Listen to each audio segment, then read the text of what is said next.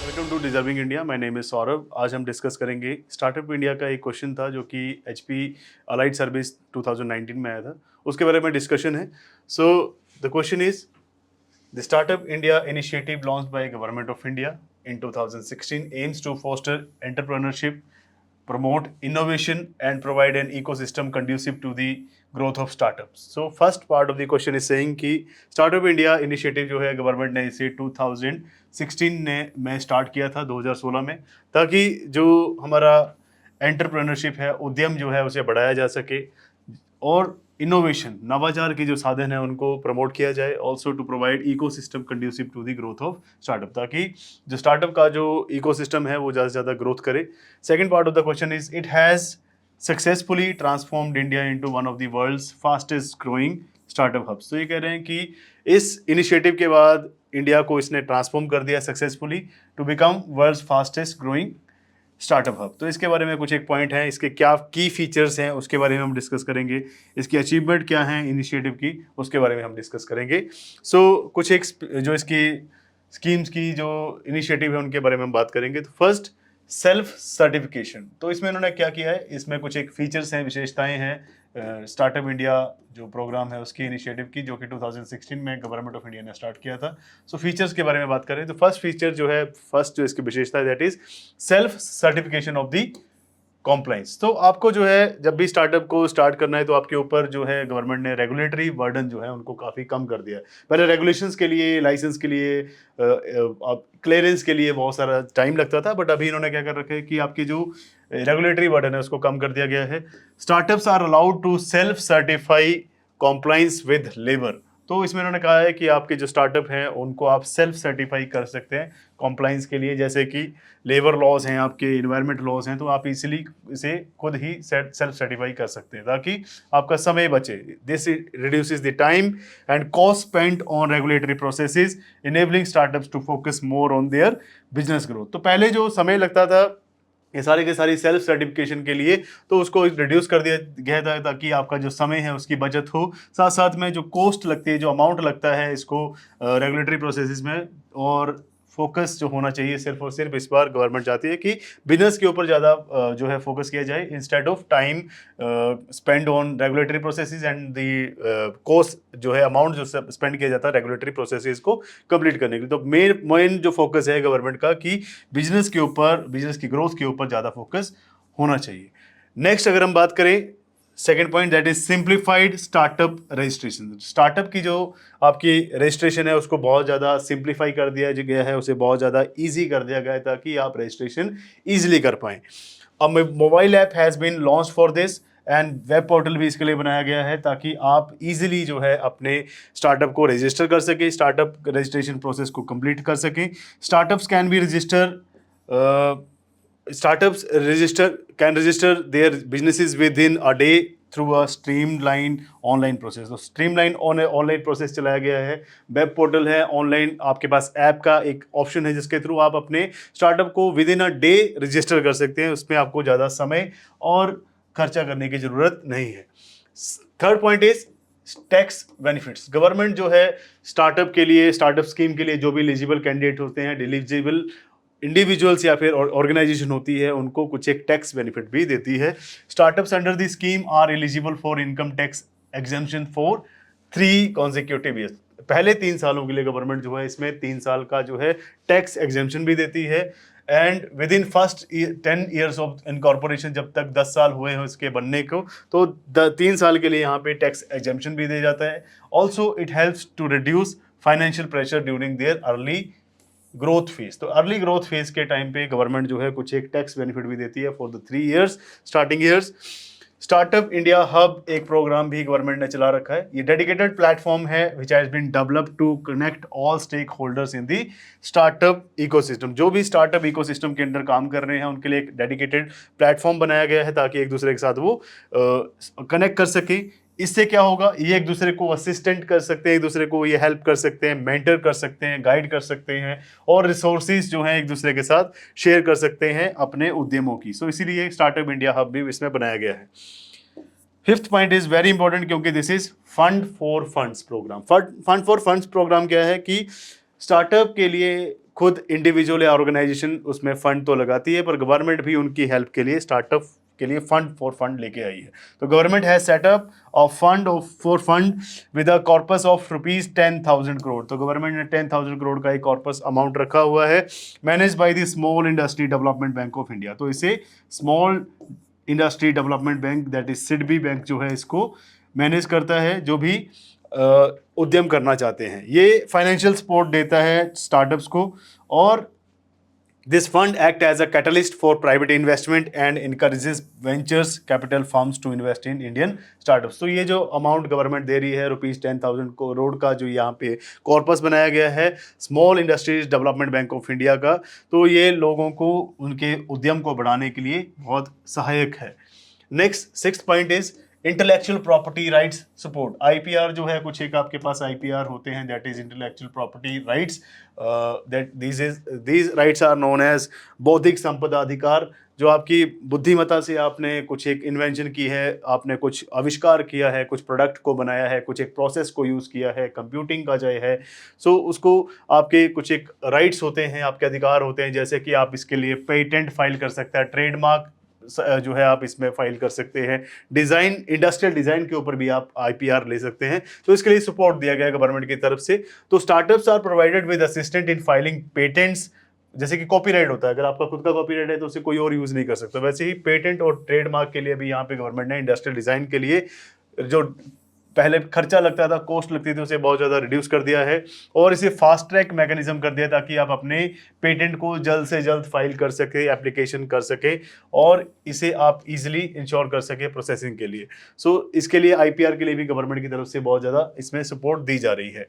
Incubation and innovation centre, different type के incubation centre बनाए गए हैं, जैसे कि अटल टिंकरिंग लैब्स हैं, है ना, अटल इनोवेशन मिशन के थ्रू। तो इसमें भी इनक्यूबेशन सेंटर और इनोवेशन सेंटर्स बनाए गए हैं। This initiative promotes the establishment of incubators and innovation centres in academic institution across India. These centres help startup access mentorship, technology, resources and scale their ventures. तो यहाँ पे incubation और innovation centres जो है different type के आपके academic institution, जैसे IITs हैं, एनआईटीज़ हैं, और इंडियन इंस्टीट्यूट ऑफ साइंस, बहुत सारे ऐसे मेडिकल, इंजीनियरिंग और डिफरेंट टाइप के आपके एकेडमिक इंस्टीट्यूशंस में इंक्यूबेशन एंड इनोवेशन सेंटर बनाए जा चुके हैं, ताकि आप डिफरेंट टाइप के स्टार्टअप्स के लिए हेल्प ले सकें, मेंटरशिप के लिए, टेक्नोलॉजी ट्रांसफर के लिए, और ऑल्सो रिसोर्सेज को स्केल करने के लिए, ताकि ज्वाइंट वेंचर्स के थ्रू काम किया जा सके।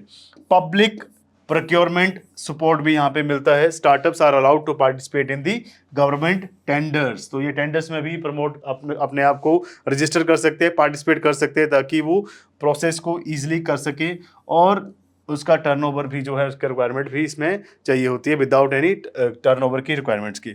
और स्टार्टअप जो है वो कम्पीट कर सकते हैं इक्वल एस्टेब्लिश्ड फर्म्स के साथ में।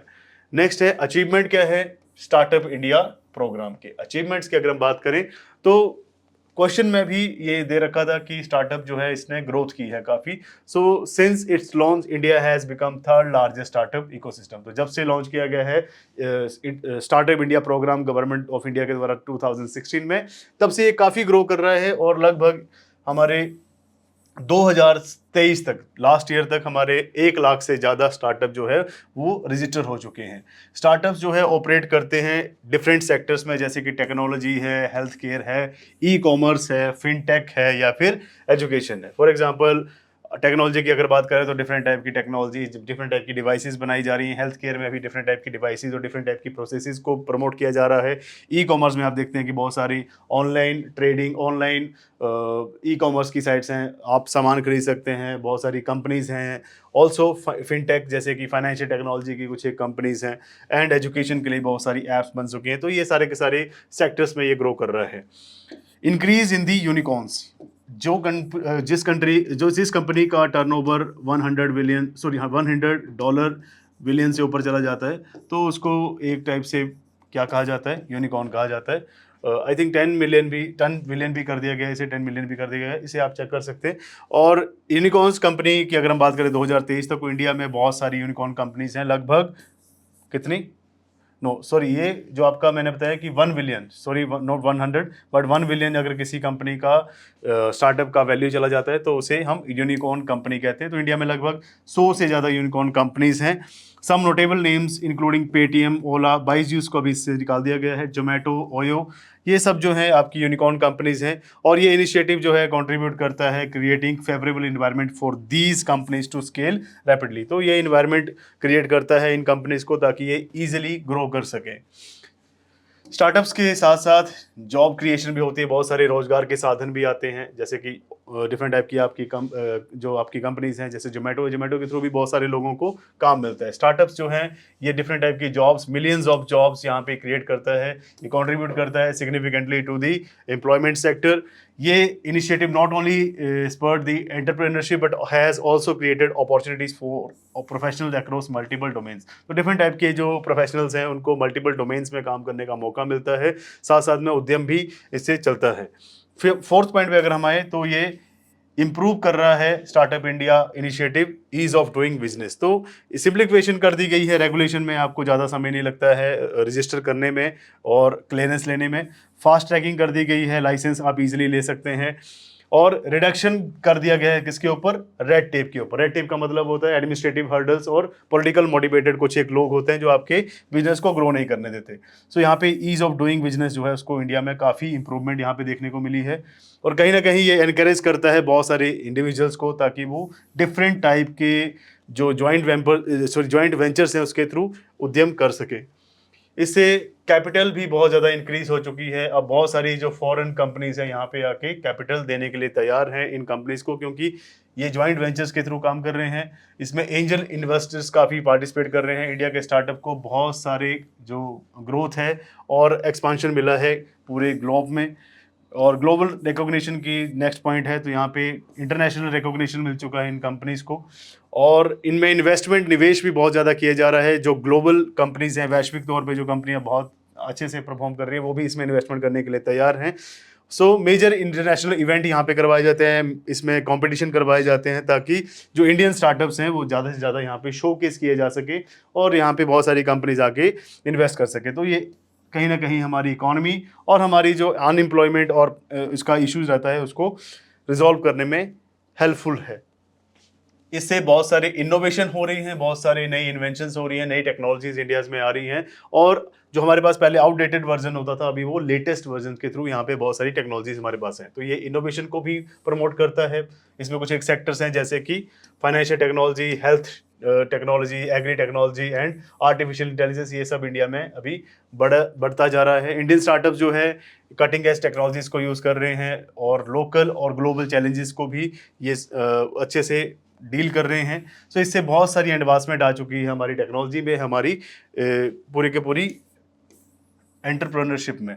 और जो इनिशिएटिव है इससे डाइवर्सिटी मिलती है, ये इनकरेज करता है विमेंस को भी। बहुत सारी विमेन जो हैं और उनके जो ग्रुप्स हैं स्टार्टअप इकोसिस्टम के थ्रू काम कर रहे हैं। न्यूमरस विमेन लेड स्टार्टअप्स हैं जो कि इंडिया में बहुत अच्छे से एजुकेशन सेक्टर में, हेल्थ सेक्टर में एंड ऑल्सो कुछ एक डिजिटल जो आपके प्लेटफॉर्म है उसमें भी परफॉर्म कर रहे हैं। तो ये इंक्लूसिवनेस को भी कहीं ना कहीं, जिसमें विमेंस हैं उनको भी ये काम करने का मौका देता है। Now we will come to conclusion, that is निष्कर्ष। तो स्टार्टअप इंडिया इनिशिएटिव अगर हम देखें तो ये बहुत अच्छा एक फाउंडेशन रखा गया है गवर्नमेंट के द्वारा ताकि स्टार्टअप इकोसिस्टम जो है वो इंडिया में थ्राइव कर सके। पर इसमें ऑल्सो गवर्नमेंट ने जो है रेगुलेटरी जो नॉर्म्स होते थे, जो बर्डन्स होते थे, लाइसेंसिंग का जो मामला था, ऑल्सो जो इसमें रजिस्ट्रेशन के इश्यूज उनको सॉल्व कर दिया गया गवर्नमेंट के द्वारा।